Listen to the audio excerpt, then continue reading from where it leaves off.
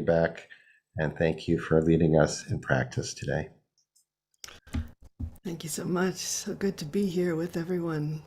And thank you to IJS for making this possible. So my meditation practice is all about cultivating certain qualities that I want to maintain 24/7 or as long as I can in the face of all the challenges of life, that I want that those qualities of presence that I cultivate in my practice is how I want to live. And during like the heart of my practice, I am just focusing in on those qualities, embodying them, radiating them, tasting them, and bringing awareness to those qualities of presence, so that I won't be so thrown off by what life throws me, and I can be responsive rather than reactive to, the circumstances of life. And I can kind of connect myself to those qualities and say, oh, this is home. So there is a line in the Song of Songs that is this week's Parsha of the Song of Songs that points me towards two essential qualities of presence. And Mark, if you want to share that, the handout.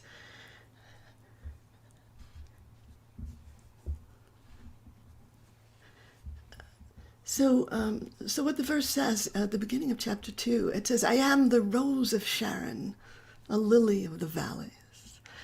And what it's pointing to me towards are these two essential qualities. And the one is what I call blossoming forth. It means that I want to be like a flower. And I note in my commentary here that the prophetic traditions really use this image of a flower to say this is who we are. We are ephemeral yet beautiful, blossoming forth, reaching towards the light.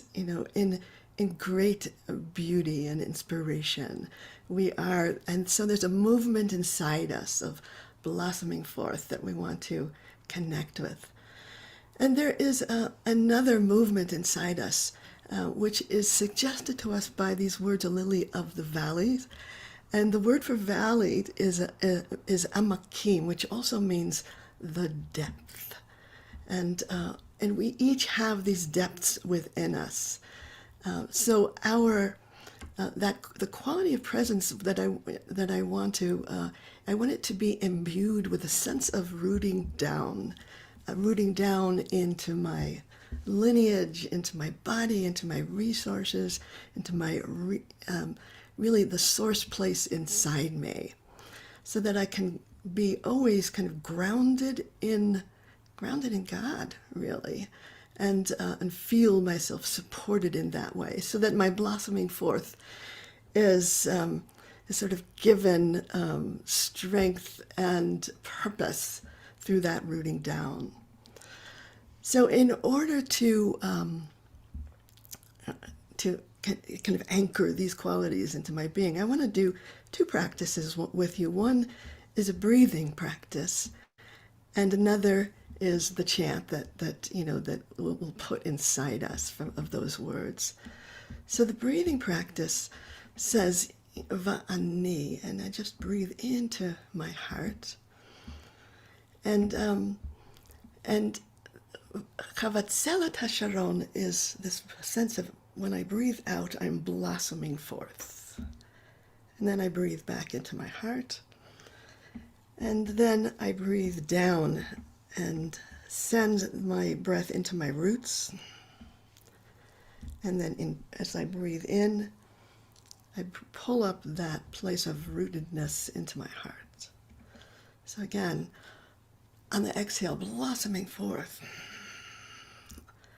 On the inhale, centering myself. On the exhale, rooting down into my lineage, to my resource. And on the inhale, breathing up back into my center. From there, blossoming forth, exhale. inhale back to center. And the exhale rooting down into those depths. And on the inhale, bringing those depths up back into my heart. And once more, we'll blossom forth on the exhale, just feeling yourself a flower bursting.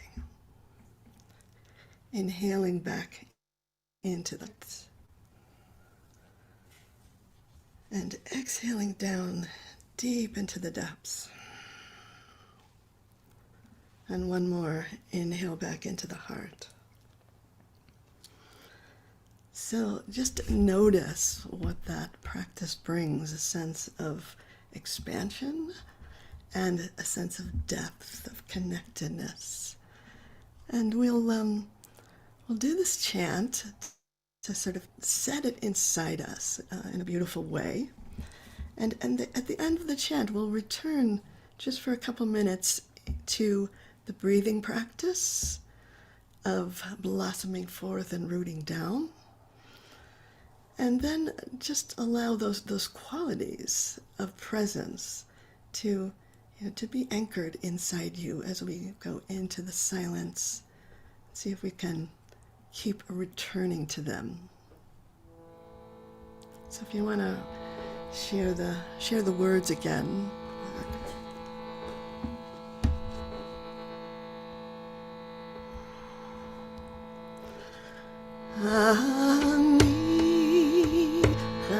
Vatsalat Hasharam Shoshanat Hamakim Ani Vatsalat Hasharam Shoshanat Hamakim Ani Vatsalat Hasharam Shoshanat Hamakim Ani Vatsalat Hasharon Shoshanat Hamakim Ani Vatsalat Hasharon Shoshanat Hamakim Ani Vatsalat Hasharon Shoshanat Hamakim. Sing this with me. Ani Vatsalat Hasharon Shoshanat Hamakim Ani Vatsalat Hasharon Shoshanat Hamakim Ani Vatsalat Hasharon Shoshanat Hamakim Ani Vatsalat Hasharon Shoshanat Hamakim Ani Vatsalat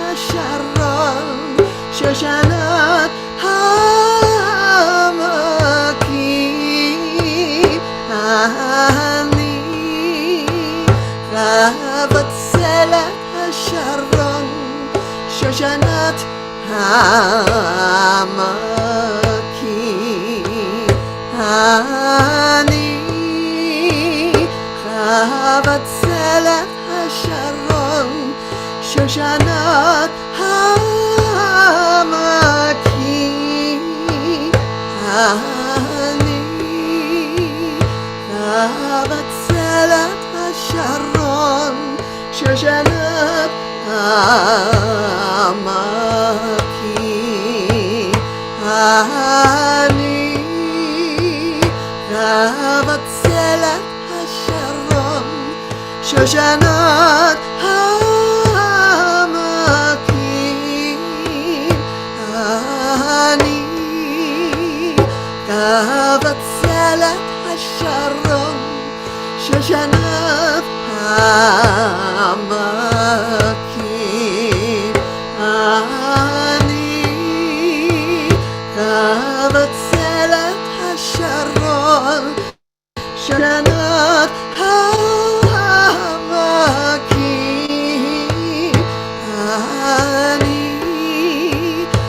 Avatzelet Hasharon Shoshanat Hamalki Ani Avatzelet Hasharon Shoshanat Hamalki Ani Avatzelet Hasharon Shoshanat Hamalki Ali Avatzelet Hasharon Shoshanat Hamalki Ali Avatzelet Hasharon Shoshanat Hamalki.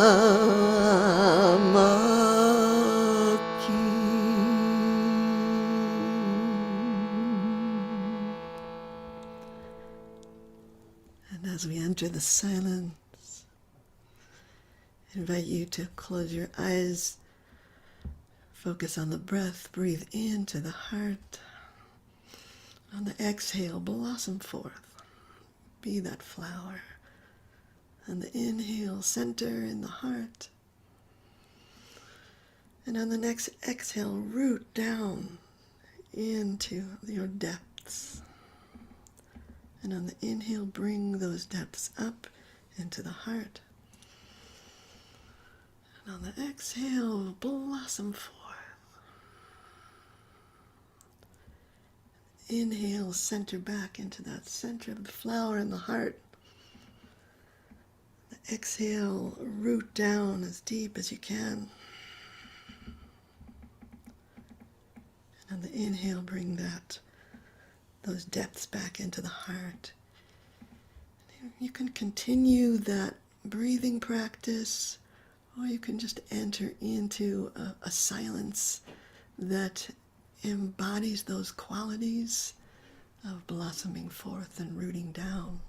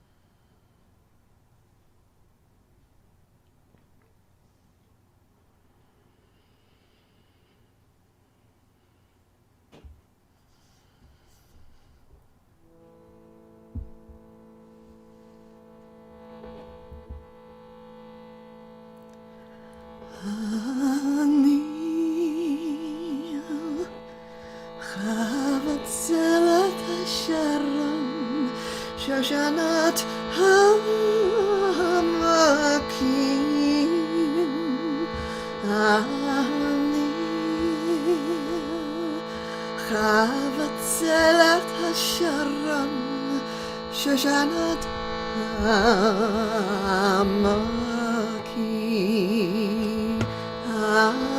Ani Chavatzelet Hasharon Shoshanat Hamakim Ani Chavatzelet Hasharon Shoshanat Hamakim Ani Chavatzelet Hasharon Shoshanat Hamakim Ani Chavatzelet Hasharon Shoshanat Hamakim. Once more. Ani Chavatzelet Hasharon Shoshanat Hamakim Ani Chavatzelet Hasharon Shoshanat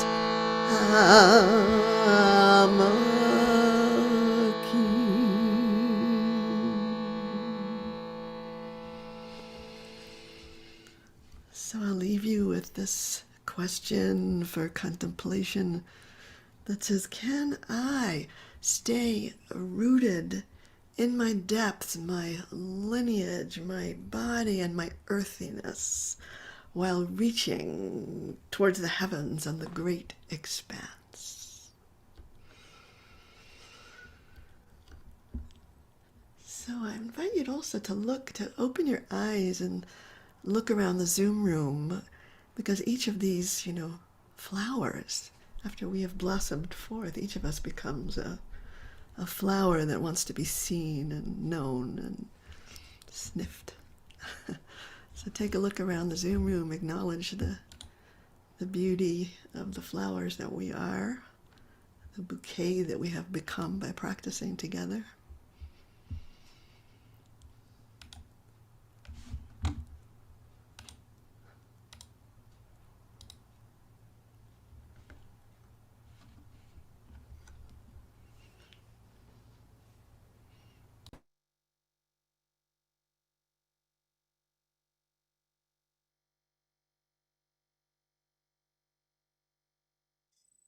Thank you so much, Shefa.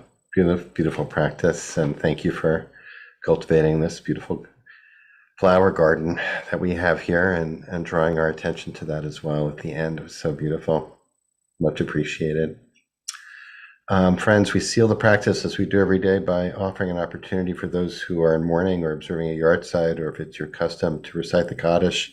I'm very sad today to announce the death of one of the regular members of our little community of practice, and also a member of Mosaic Law Congregation in Sacramento, California, who's Rabbi Ben Herman, is also a regular and here with us today. Judah Rosen, who passed away on Monday, and I'm going to put a link in the chat box to information about his funeral and to Shiva services, which will take place by Zoom for those who might want to join. Judah really has been a member of this particular meditation community even before the pandemic and before we started meeting daily, and has been a kind of stalwart rock of this community. So he will be very much missed, and may his memory be for a blessing for his family, for all those who knew him. And so we remember and invite those of you who are reciting Kaddish to put the name or names of anyone you are thinking about or holding in your heart today in the chat box. And thanks to Firkins Reed for putting the words of the Kaddish up on the screen. Firkins, if you got that. And those who are not reciting Kaddish, of course, as always, you're invited to stay present as a minyan of comfort and support. For those who are reciting Kaddish, you invite to join me by rising in body or in spirit to recite the words together. Yitgadal v'yitkadash shemei Rabbi. V'yalmad divrach hirutei v'yamlich malchutei. V'chayechon uvyomechon uvchaye dechol Beit Yisrael ba'agala uvizman kariv v'imru amen. Yehi shmei Rabba v'barach v'alam ulamei almaya. Yitbarach v'yishtabach v'yitpa'ar v'yitramam v'yitnaseh v'yithadar v'yitaleh v'yithalal shemei dekusha b'richu la'ela min kol birchata v'shirata tushbachata v'nechamata da'amiran ba'alma v'imru amen. Yehi shalama Rabba min Shemaya v'chaim aleinu v'al kol Yisrael v'imru amen. Oseh shalom v'mamav hu yaseh shalom aleinu v'al kol Yisrael v'al kol yoshvei tevel v'imru amen.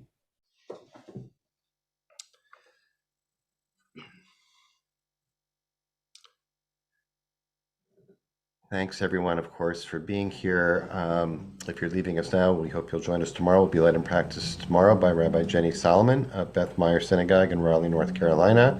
And as I mentioned earlier, on Friday, our quarterly meditation sit in conjunction with the Jewish Addiction Awareness Network will be led by Rabbi Miriam Klotz to take us into Shabbat together. So we hope you'll join us tomorrow and or Friday or sometime soon.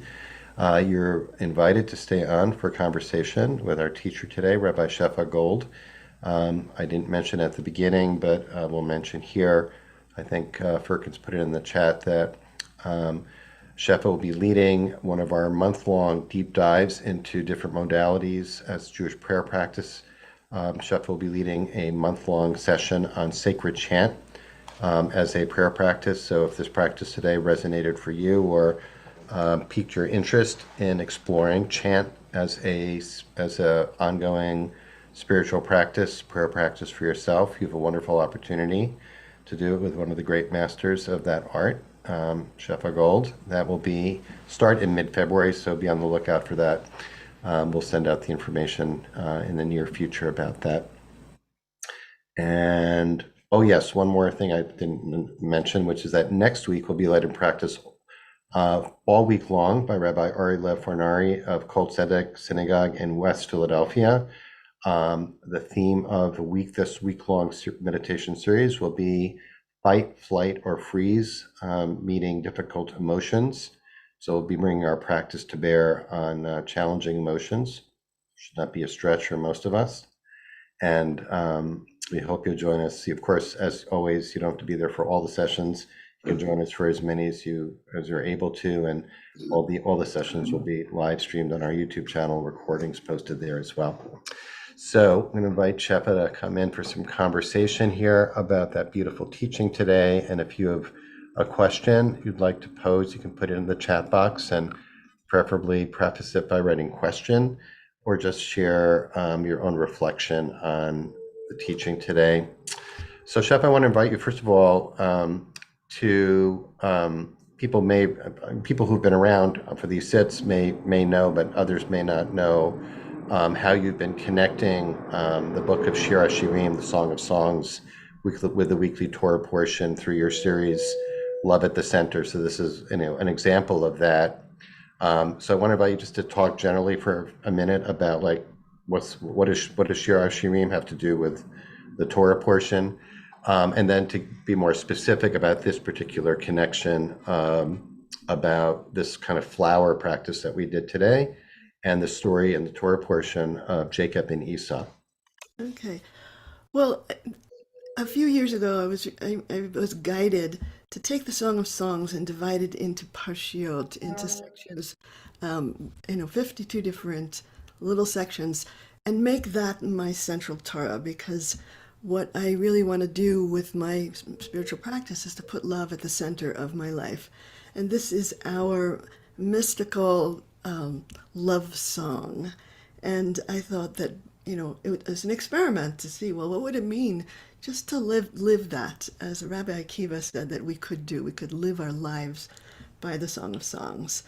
And so each week I take just a couple verses and just really allow it to guide me in my relationships, in my practice. Uh, and then I started to notice that each parsha had a connection with what the Torah was saying as well. And I started to spell that out in my writings. And I think it was really on this IJS meditation, someone said, well, what is this? I mean, they asked that question, well, what does it have to do with the Torah portion? And and inside myself, I thought, well, everything is connected. It must have something to do with it.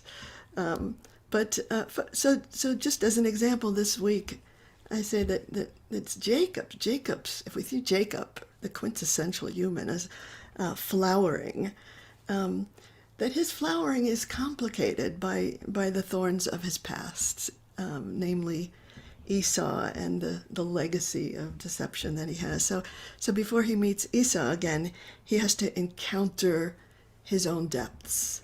He has to encounter what he has kind of pushed down inside him, the Shoshanat HaAmakim, the rose of the depths that is in him. And that beautiful rose gets to flower as a new layer of identity, which is called Yisrael.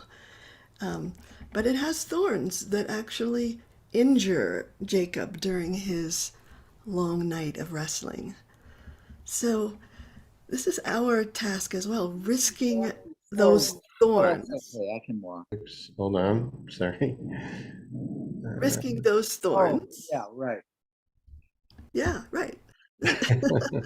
Making peace with our past and with our lineage is an essential aspect of this journey of awakening or flowering. So that was kind of the bridge that I made. But It's a great, I mean, I've read many of these and they all work. This works extremely well. The idea of the rose, of the beauty of the rose and its blossoming and the thorns, which, of course, I haven't really thought about, like, why does a rose have thorns, and what are the function of it's not like the thorns are just an annoyance or something we wish weren't there. They're an essential part of that, the journey right, of of the vegetation. And we notice that wouldn't it be wonderful if we could invent a rose that had no thorns, right? But it wouldn't be what it is without the thorns. The thorns serve a function. And Jacob wouldn't become Israel if he didn't have those thorns either. So I want to invite you actually to talk a little bit about, the language and the instructions you gave for people for rooting down into our bodies, into our earthiness. And you also mentioned lineage, which I wanted to ask you to talk a little bit more about that, if you would, even personally, like when you do that, when what happens for you when you have the experience of rooting into your lineage, would you say? and my lineage is not so simple, and it's what holds me, it's what grounds me, it's what sends me. Hmm. So there's Thich Nhat Hanh teaches that we have three lineages often. The lineage of our blood, so I want to connect with that, of my blood ancestors. Hmm. And he also says there's a lineage of the heart, which is those teachers, traditions Mm. that speak to your heart are also your lineage that hold you and send you. And there's also a third lineage, which I think is important, is the lineage of the ground where you are right now, under your feet, where you live. That Mm. all the people who have ever lived on that place also form your foundation, your lineage, and you want to be able to call on that lineage, honor it, and let it be something that sends you to to who you are becoming. Mm. That is really great and extremely helpful. And like you said, I mean, you started off saying, I think you just, you said my lineage is not simple. I think is that what you said, right? Of course, not and true for all of us, right? and there's this, The thorns are in, there's the thorns in the lineage, and that in all of them. and my healing is the healing of my ancestors as well. Hmm. I'm doing it on behalf of them and the descendants. It's not just my healing or my Hmm. awakening. Hmm. Great. And the blossoming, like one of the things I really appreciated about this practice today was the connection between inner and outer, right? You were inviting us on the inhalation to go, to go into those depths Mhm. and the exhalation to blossom forth. I want to invite you to say a little bit more about what does that feel like? What does the blossoming feel like? It feels like blossoming is expanding into my true breadth. Mm. It's like I make myself small, and I have myself kind of delineated by who I think I am and who other people think I am. And I want to break through those definitions and really, past the identities that I've been given. Mhm.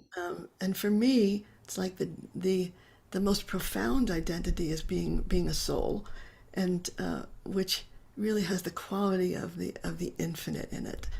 And so, but I want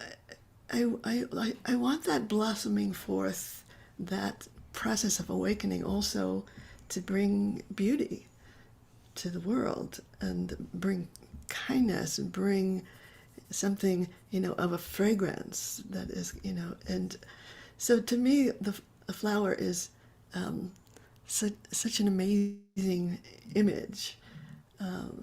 And I have a little flower garden that inspires me, and I just feel like it's over the top extravagant to be a flower, you know. And I live at a high elevation, and the higher you go, the more extravagant the flowers are. What do you mean by what do you mean extravagant? Just like um, their colors and their fragrances, they need Hmm. to be able to call attention Hmm. to the to the birds, to the insects, to them and to themselves. Like It's like I'm really here. yeah, You may not think it, but here I am. to walk among the wildflowers and feel like, oh, that's me. That's one of my people. Right. Well, as they say, our practice begins at the end of our practice. So I just want to thank you for the imagery and want to invite people to spend the rest of your day and the rest of this week of Parshat Vayishlach, rooting down into those depths that Shefa invited us to. And I as want we to say just inhale, one other yeah, quality that I go feel ahead. like from the blossoming forth is generosity, is finding that life force and giving it over in lots of different forms, but really that's one of the qualities that I want to cultivate in my life is generosity. So rootedness and generosity, and I'm always challenged, because there's times when I go to that fight or flight freeze place, and I don't and it cuts me off from those resources, and it keeps me from expanding into the true breadth of who I really am. Mm. So I think the practice is a kind of monitoring and noticing what state we're in each moment, and to kind of feel that the text is kind of a challenge to say, oh, go a little deeper, expand a little wider into who you are. Shefa, thank you so much for both being, a beautiful flower in this garden of teachers that we've been blessed to learn from and practice with, and also for tending this garden of participants also so beautifully. We're all really appreciative, and thank you so much, as Thank always. you. I want to thank Firkins Reed for stepping up today to hold our tech space. And most of all, of course, as always, thank each of you for your incredible dedication and showing up day by day. So let us go tend to our gardens. And we hope to see you tomorrow with Rabbi Jenny Solomon, and on Friday with Rabbi Miriam Klotz. Everyone, blessings, everyone. Be well.